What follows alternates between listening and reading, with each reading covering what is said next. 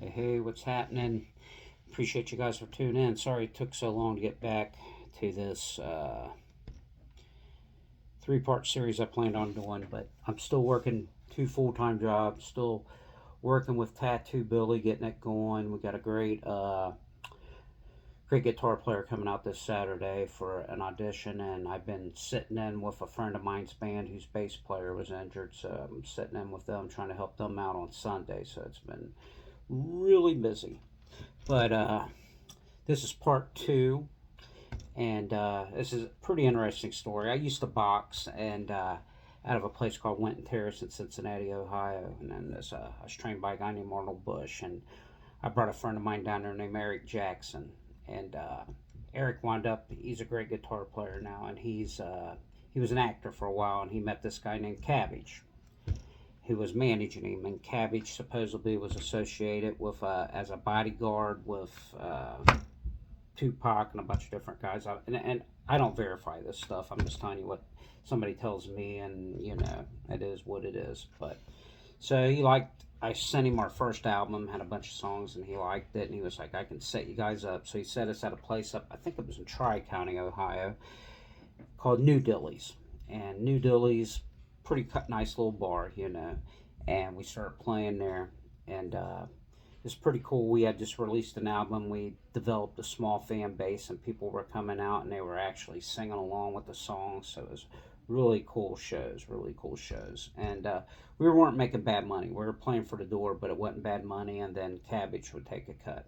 So we played there every weekend for quite a while. I can't remember how long. It was a while though. And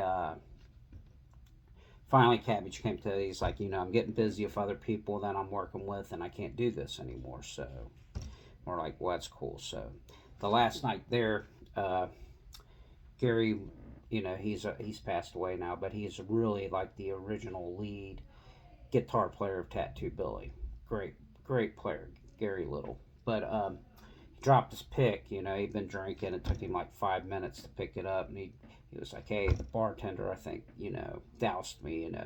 Dropped something in his drink, whatnot," and started teasing him. And I was like, "Well, you think he's trying to, date rape you or something like that?" And he got mad at me. I was like, "Look, I'm just kidding. I'm just kidding." But anyways, after that last show that night, and it was probably maybe 6 months later, the place burnt down, and but that's pretty much the story. But it was funny because we were working up and that we were still working our image up, and I think it was his brother, Mark White, came up with a flyer for us, and it was like a billy goat, and it had a bunch of like writing on the billy goat and different things, and it was like tattooed Billy, so it was like a tattooed Billy goat and stuff for the flyer for those shows and stuff. But you know, it was a cool thing, and it was.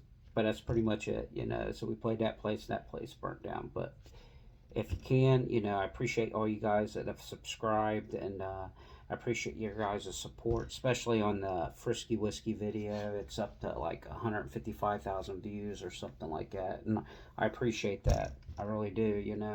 I don't try to pretend to be something I'm not. I'm just out there laying out music, and if one person likes it, it's making it to me. So thank you guys for all the support and all the subscriptions. If you keep subscribing, I appreciate it, and I thank you guys. Love you guys, and you guys have a great weekend, and be blessed. And thank you for tuning in.